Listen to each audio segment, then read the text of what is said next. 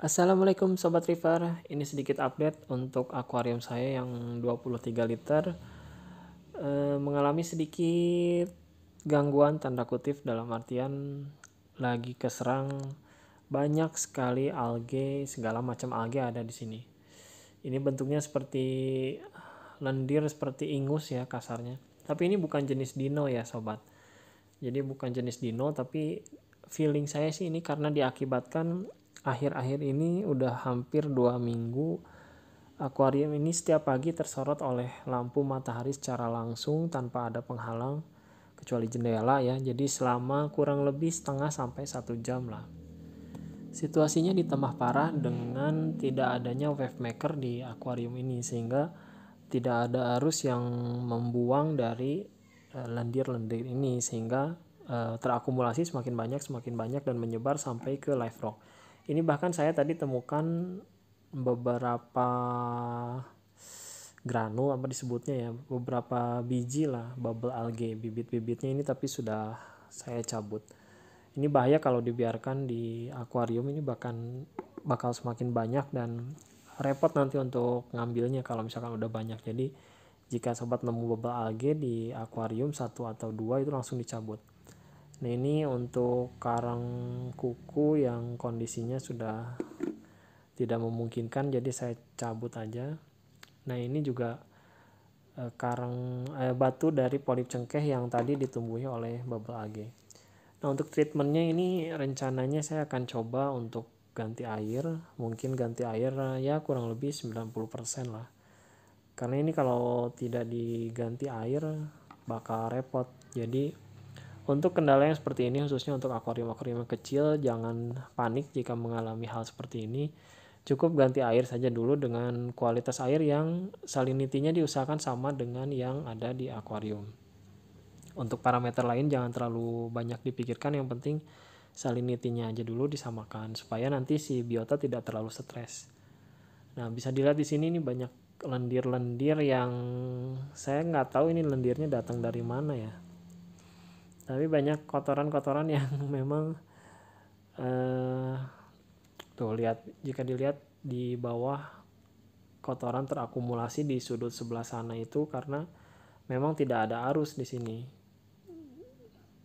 Bentuknya yang memang mirip seperti dino, lalu ada beberapa bryopsis juga. Nanti kendalanya ini antara di blackout atau saya akan menggunakan air dari air yang disirkulasi yang sudah disulasi dan di dalamnya dimasukkan UV. Nanti akan saya coba update beberapa hari kemudian solusi apa yang saya lakukan, nanti akan saya update di video berikutnya. Tapi ini tahap pertama 100% akan saya ganti dulu, minimal ya 90% lah, 90% akan saya coba ganti airnya. Nah bisa dilihat sobat, ini airnya udah kotor, butek. Ini sebagian tadi udah saya sifon, jadi tadi sebelumnya lebih parah daripada ini. Beberapa koral ini banyak yang tidak mekar, kondisinya kurang bagus ya karena airnya mungkin jelek ya. Nah ini kondisinya sudah saya sedot kurang lebih ya 90% lah, airnya sudah habis. Dan kotoran-kotoran lendir-lendir yang tadi ada di pasir ini sudah disifon, sudah disedot, diambil semuanya, jadi udah lumayan cukup bersih lah. Cuman masalahnya ini nanti setelah ini ganti air apakah kondisinya akan membaik atau malah tambah parah. Nanti akan saya coba update, tapi sekarang dicoba dibersihkan dulu untuk sisa-sisa lendir yang ada di dalamnya. Nah kalau ada sobat yang mungkin penasaran ini diganti air hampir total gini apa nggak masalah atau gimana, untuk akuarium dengan volume yang kecil ini kadang saya lakukan ganti air total itu 1 bulan sekali karena yang penting salinitinya sama, parameter lain seperti kalsium, KH itu berbeda, itu menurut saya tidak begitu masalah ya. Tapi kalau sobat ragu ya jangan diikuti cara seperti ini. Tapi untuk menghadapi kendala seperti ini, enaknya untuk akuarium kecil itu ya seperti ini. Jadi tinggal ganti air saja dan biasanya masalah akan beres dengan sendirinya karena nanti dengan ganti air yang baru, bakteri-bakteri baru yang masuk itu biasanya akan menghandle masalah yang ada di dalam akuarium. Tapi kalau akuariumnya lebih besar itu nanti yang repot kalau volumenya misalkan lebih dari 200 atau 300 liter itu kan butuh berapa jerigen untuk ganti air.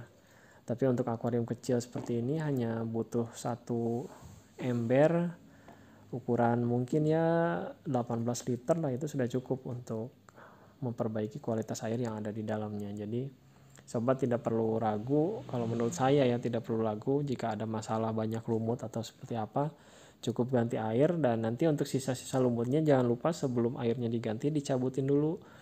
Jadi setelah pas kita menyedot air dari akuarium keluar itu sekalian diambil untuk lumut-lumutnya. Nah, lalu untuk air yang saya gunakan untuk ganti air ini, saya gunakan dari akuarium saya yang besar ya. Jadi, saya kan ada 3 akuarium nih sekarang. Jadi, untuk akuarium main tank, lalu yang frag tank, lalu yang kecil ini. Nah, jadi pertama kali saya ganti air dari yang main tank, lalu air dari main tank saya masukkan ke akuarium yang frag tank sebagai ganti airnya. Nah, air yang dari frag tank yang saya ambil itu masuk ke akuarium yang kecil ini.